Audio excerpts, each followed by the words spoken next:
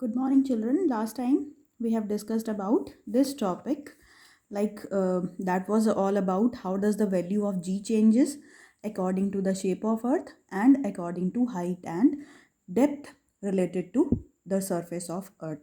So this was all we have done earlier. Mass and weight difference and difference between capital G and small g has been covered.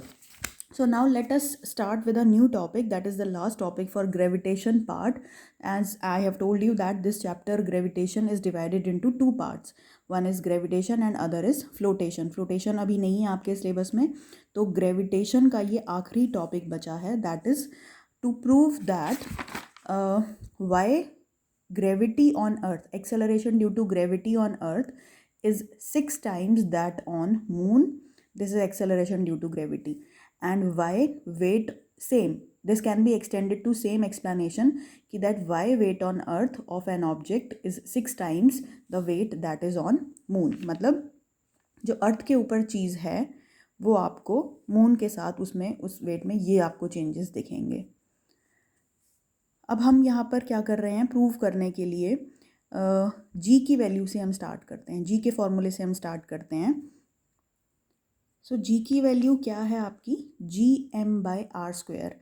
For any planet, wherever you are finding the value of this g, you have to put subscript. Like if we are finding the value of g on earth, we have to put e with m and r, because capital G is universal constant. It is same all over the universe, so no need to put any subscript right with this g. So subscript is to be written with mass of earth, because we are talking about earth, and radius of earth. So basically हमें क्या करना है, यहाँ पर हमें ये चीज़ prove करनी है. उसके लिए हमने स्टार्टिंग यहाँ से करी, क्योंकि अर्थ और मास, अर्थ और मून के रिलेशन में हमने बात करनी है. तो the values of G are written for earth and for moon.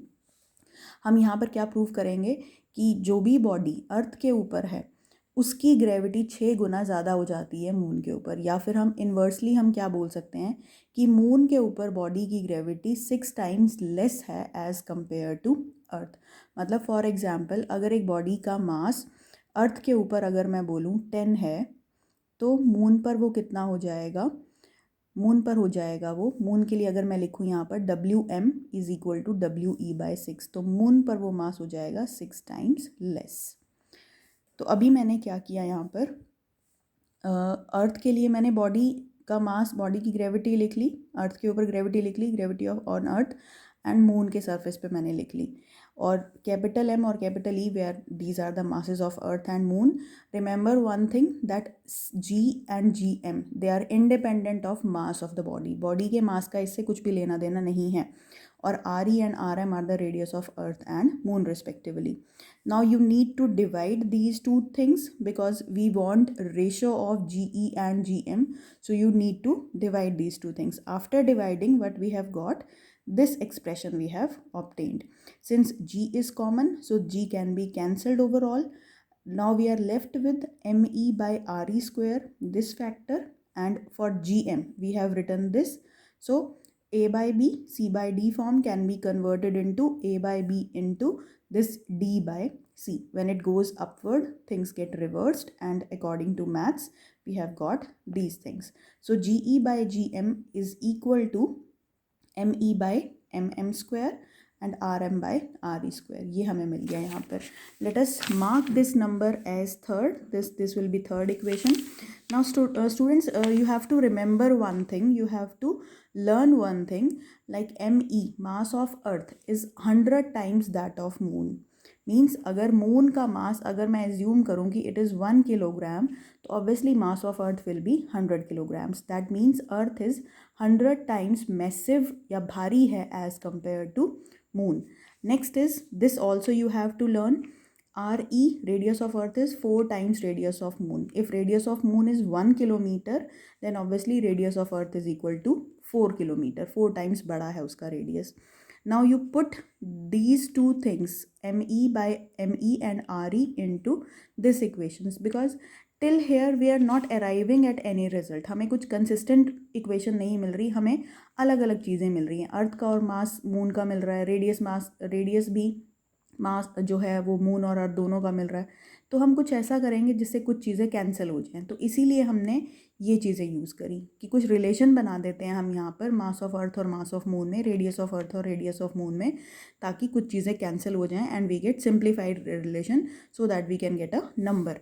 So after putting the things, we have got this 4rm square. For re square you have taken, and for mass of earth we have inserted 100 times mass of moon. So now you can see that mass of moon get cancelled with this and rm get cancelled with this. We are left with 100 by 16 factor. 16 6 are 96 approximately. For this I have written approx sign.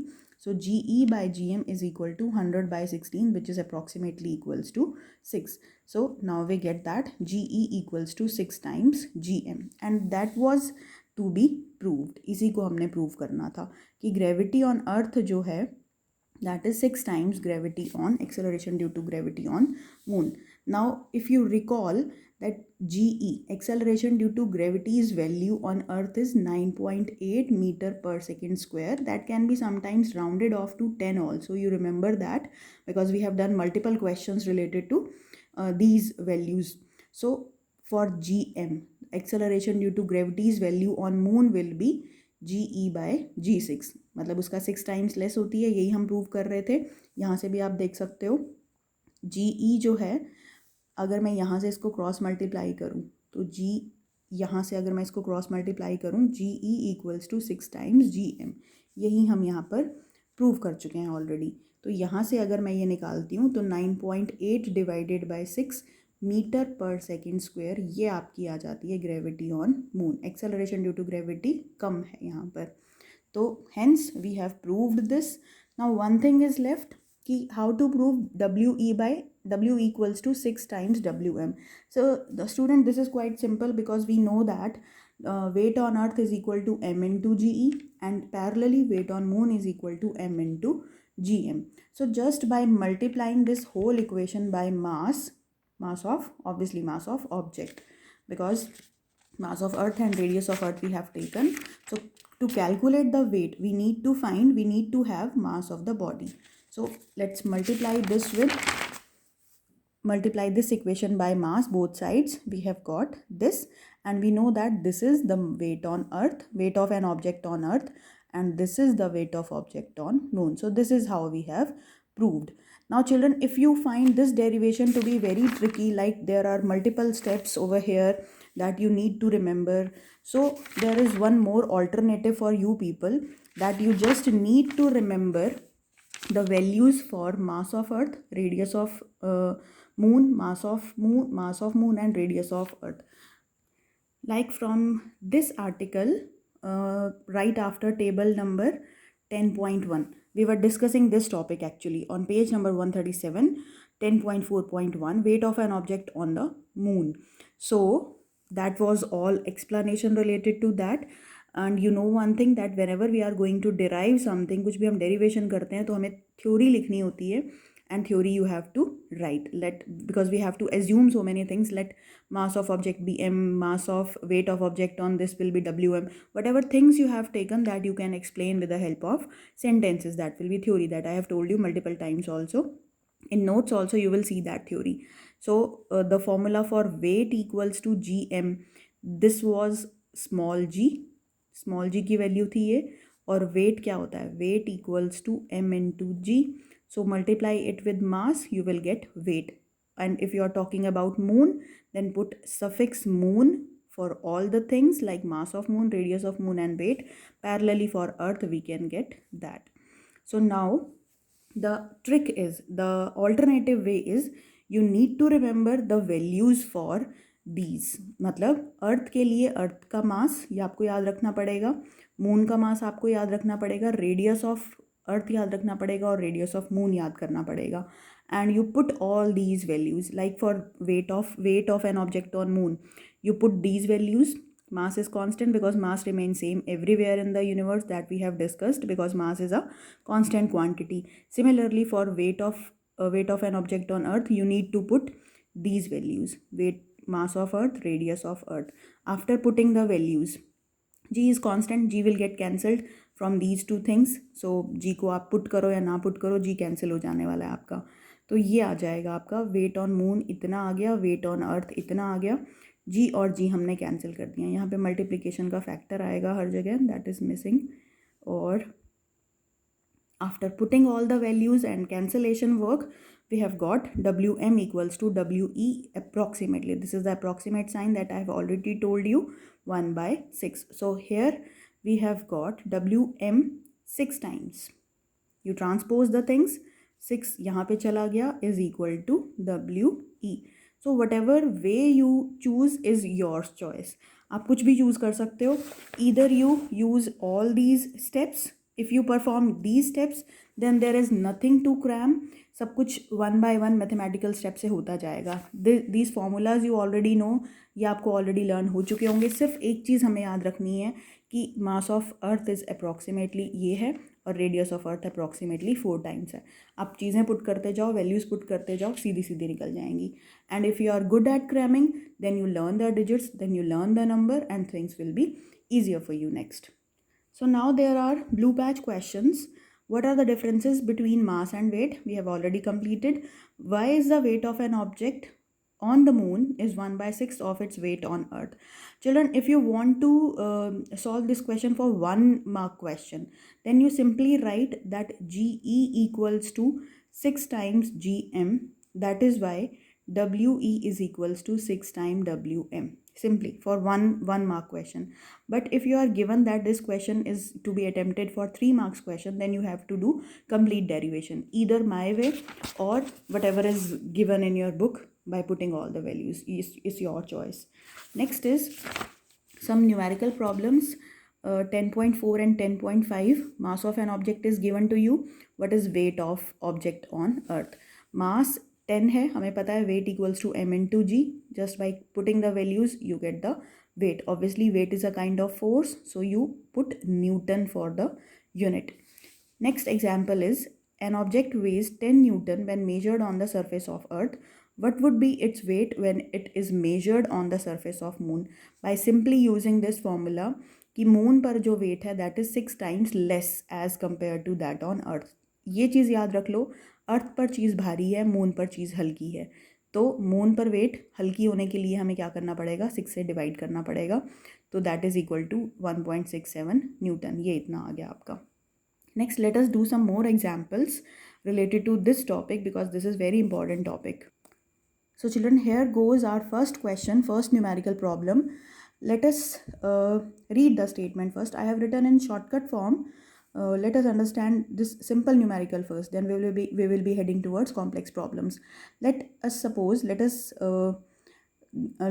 assume that the mass given to us on earth is equal to 20 kilogram. What will be its mass on moon? Calculate the weight of that object on earth and calculate its weight on moon. Now notice one thing, that this question calculation of mass is just for confusion. Sometimes children do calculation work की मास के लिए हम WE/WM का कुछ निकालते हैं, 1/6 करते हैं. तो वो कुछ भी नहीं करना आपको. सिंपली आप क्या करो, यहाँ पर मास 20 है, मून पर भी मास क्या रहेगा 20. तो मैंने यहाँ पे सीधा आपको ऐसे लिख के दे दिया है कि mass on earth is equal to mass on moon is equal to m constant is equal to 20 kilogram. Along with it you have to write one line as mass remains constant, that you have to mention. Next is weight on earth. Weight is equal to m into GE. GE we already know that its value is 9.8. that you have to learn, that you have to cram, you have to learn. So by putting the value we have got 196 Newton. इतना weight हो जाएगा on earth.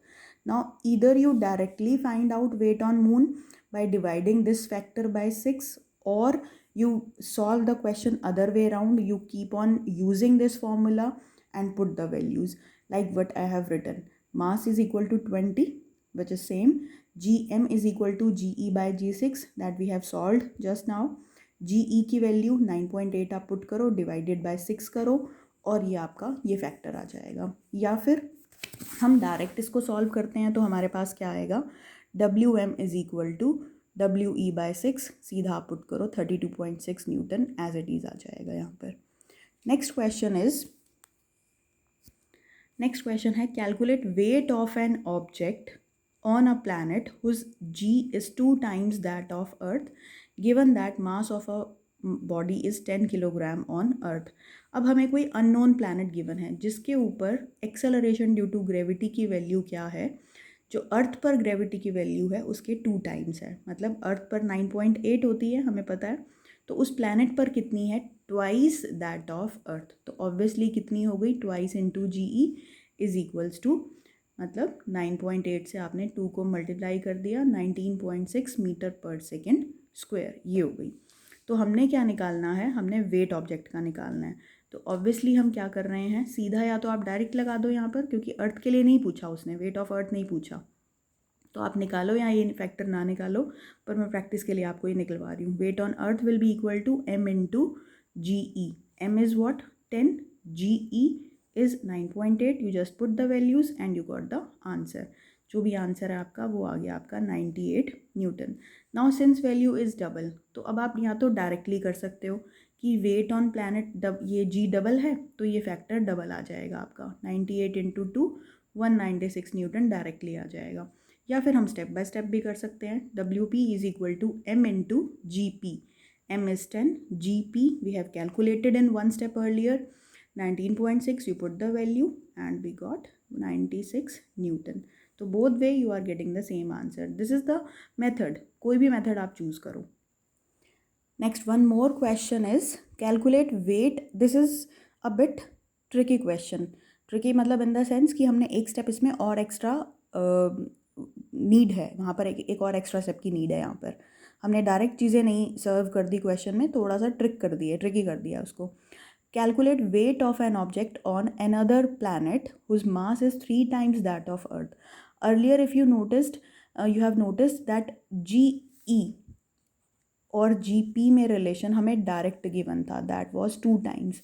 But इस question में एक twist दे दिया हमें कि direct value ना देकर हमें थोड़ा सा इनडायरेक्ट वे में क्वेश्चन दे दिया. मास दे दिया है, whose mass is 3 times mass of earth, and radius उस प्लैनेट का कितना है, 2 times that of earth.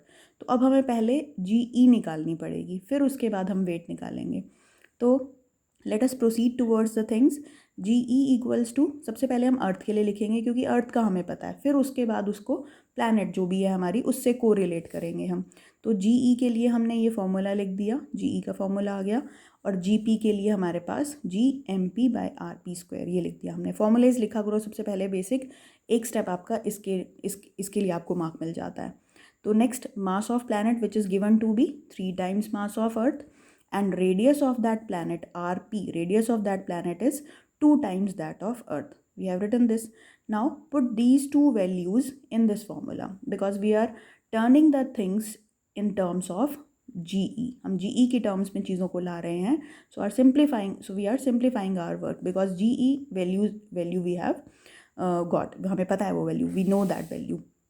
So after putting this 3 in 2, we have GP equals to, ये सारा हमने पुट कर दिया और ये हमें मिल गया 3/4 G M E by R E square. और ये चीज़ हमारी क्या होती है, ये चीज़ हमारी होती है जी ई. तो g P is exactly 3/4 times g P. Earlier it was in previous question it was given to be 2 times g E. ये ऑलरेडी गिवन था जो कि इस क्वेश्चन में हमने निकाली है, हमें सॉल्व करनी पड़ी. अब चीज़ें सिंपल हैं. उसके बाद आपका जी पी की वैल्यू हमने निकाल दी. अब सिंपली वेट निकालने के लिए हम क्या करेंगे, m इंटू जी पी.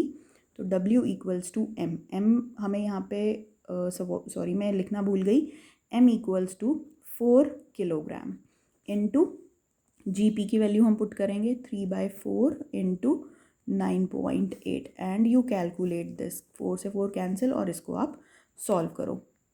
तो ये आपका आ जाएगा 29.4 न्यूटन. मैथमेटिकल कैलकुलेशन एक बार आप लोग चेक कर लेना. ये आपका फिजिक्स वाला तरीका मैंने सॉल्व कर दिया यहाँ पे. Now children, till this part we have completed our gravitation portion. This is not in your syllabus right now. Now let's head towards NCERT questions. Question number 12, if you find the gravitational force on the surface of moon is 1/6. Gravitational force is exactly weight, क्योंकि जो weight है वो क्या होता है, अर्थ का gravitational force, मतलब अगर मैं वेट ऑन अर्थ बोलती हूँ तो that is gravitational force of a body on earth. अगर मैं ग्रेविटेशनल फोर्स मून का बोलती हूँ तो that is weight on moon. तो other name of weight is gravitational force that we have discussed in the video where we have discussed about mass and weight difference. So this is 1 by 6 as strong as the gravitational force on earth. Why is the weight in newtons? What is the weight in newtons of a 10 kilogram object on moon and earth? This is the same kind of question that we have discussed. Mass is 10 kilogram. For weight you have to apply m into g formula, m into g. This is the gravitational force of earth, or you can say weight of a body on earth. And Wm is what? Wm is the gravitational force on the surface of moon, or the body's weight at the surface of moon. M into Gm. Ge is equal to 9.8 and Gm equals to 9.8 divided by 6. Next is question number 11. You see, why will a sheet of paper fall slower than one that is a crumpled into a ball? crumple करना मतलब उसको ऐसे crush करके एक छोटी सी ball में convert कर देना. ये पूरी शीट हो गई. इसी शीट को अगर मैं टेयर करके ऐसे क्रश कर दूँ, क्रम्पल कर दूँ, तो वो ऑब्वियसली छोटा सा एक क्रम्पल्ड सा पीस ऐसा बन जाएगा, ऑब्लॉन्ग सा, जिसकी कोई शेप नहीं है, ऐसा पीस बन जाएगा. तो शीट ऑफ पेपर बहुत धीरे धीरे आराम से ऐसे हिलता डुलता सा ऊपर से नीचे गिरता है, पर क्रम्पल्ड बॉल सीधा ऊपर से नीचे आती है. ऐसा क्यों होता है? ये आप लोगों ने बहुत बारी ऑब्जर्व भी किया होगा. शीट ऑफ पेपर का सरफेस एरिया ज़्यादा है, एयर का जो फ्रिक्शन है वो उसके ऊपर ज़्यादा लगेगा, हल्का है वो पेपर, इसीलिए वो धीरे धीरे गिरेगा. Crumpled ball surface area, ball जो है उसका सरफेस एरिया कम हो गया, छोटे से पीस में, छोटे से लंप में वो रेडी हो गई, वेट उसका ज़्यादा दिखता है हमें, तो वो अर्थ की तरफ ज़्यादा फोर्स से अट्रैक्ट होगी, क्योंकि फ्रिक्शनल फोर्स ऑफ एयर भी उसके ऊपर कम लग रहा है. क्यों? क्योंकि उसका सरफेस एरिया कम है. जितना सरफेस एरिया ज़्यादा होगा एयर उतना ज़्यादा फ्रिक्शन लगाएगी, जितना सरफेस एरिया कम होगा उतना फ्रिक्शनल फोर्स कम लगेगा. Next question number 10th we have already discussed कि पोल्स के ऊपर और इक्वेटर वाला, जिसमें हमने ग्रेविटेशन जी की वैल्यू डिस्कस करी थी, it changes from place to place. This question we have already discussed. Next is, what do we call the gravitational force between earth and an object? Earth और किसी भी object के बीच में जो ग्रेविटेशनल फोर्स है that is called as weight, that we have already discussed. What is acceleration of free fall? We have done the acceleration produced in a freely falling body, which is denoted by letter small g, value is 9.8 meter per second square. Next, what is the importance of universal law of gravitation? Or this, turn to page number 134, 10.1.2 article. These are the importance of gravitational law. Next is this numerical number 6. This we are leaving for a moment because I am discussing theory question first. All the numericals will be discussed in next video. So let's come towards next theoretical question. If the moon attracts the earth, why does the earth doesn't move towards moon? We have discussed this question in the very beginning of the chapter.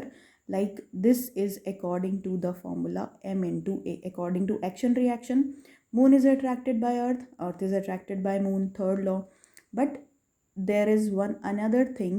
We use second formula, second law of motion, which says that mass and acceleration are inversely related to each other. तो अगर जिस body का मास ज़्यादा है उसमें acceleration कम produce होगी. And we have discussed just now कि mass of earth is 100 times that of moon. तो मून हल्का है, एक्सेलरेशन जो है उसमें, मून हल्का है तो उसमें एक्सेलरेशन ज़्यादा प्रोड्यूस होती है, वो हमें अर्थ की तरफ अट्रैक्ट होता हुआ दिखता है. पर अर्थ भारी है, मैसिव है 100 टाइम्स मून के, तो उसमें एक्सेलरेशन कम प्रोड्यूस होती है, तो इसीलिए हमें अर्थ उसकी तरफ अट्रैक्ट होती हुई नहीं दिखती. Next is, the earth and the moon are attracted toward each other by a gravitational force. Does the earth attract the moon with the force greater और स्मॉलर और सेम? मतलब क्वेश्चन में क्या है, अर्थ मून को attract कर रहा है, दोनों अट्रैक्ट कर रहे हैं एक दूसरे को, तो क्या जो अर्थ है वो मून को ज़्यादा फोर्स से अट्रैक्ट करती है या मून ज़्यादा फोर्स से अट्रैक्ट करता है? क्या है क्वेश्चन में, ये आपको क्या है इसमें फोर्स का वो पूछा है. तो बेसिकली क्योंकि दो बॉडीज़ हैं और दोनों एक्शन रिएक्शन फोर्स के अकॉर्डिंग एक दूसरे पर फोर्स लगाएंगी, दोनों सेम फोर्स लगाएंगी, क्योंकि दोनों के लिए फोर्स ऑफ अट्रैक्शन का फॉर्मूला क्या लगेगा, मास of earth, mass of moon और डिवाइडेड बाय डिस्टेंस। डिस्टेंस किसके बीच में, ये अर्थ हो गई, अर्थ का सेंटर, और इधर अगर मून हो गया तो ये मून का सेंटर। तो ये डिस्टेंस भी दोनों के लिए क्या रहेगा, सेम रहेगा। चीज़ें वही हैं तो फोर्स सेम रहेगा, फोर्स भी डिफरेंट नहीं हो सकता। Next is, what is the magnitude of gravitational force between Earth and 1 kilogram object on its surface, given that mass of Earth and radius of Earth is this? दो objects हैं, एक object एक normal 1 kilogram body है और दूसरी body earth है। You simply, ये अभी हम करेंगे न्यूमेरिकल में सॉल्व, अदरवाइज आप इसको सॉल्व करने का तरीका क्या है, मास of earth into mass of smaller object divided by radius of अर्थ। क्योंकि बॉडी इतनी स्मॉल है कि अगर मैं उसको अर्थ के सरफेस के ऊपर रखती हूँ तो उसका डायमीटर अर्थ के 6400 किलोमीटर रेडियस के कंपैरिजन में कुछ भी नहीं है। तो एक तरह से बॉडी और अर्थ के बीच में जो सरफेस टू सरफेस डिफरेंस है, that is actually radius of earth. So you put the values and you get the answer. ये भी हम सॉल्व करेंगे आगे।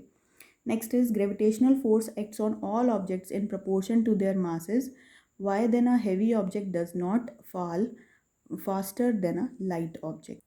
This is because the acceleration produced in each and every object is independent of its mass and is equal to gme by re square.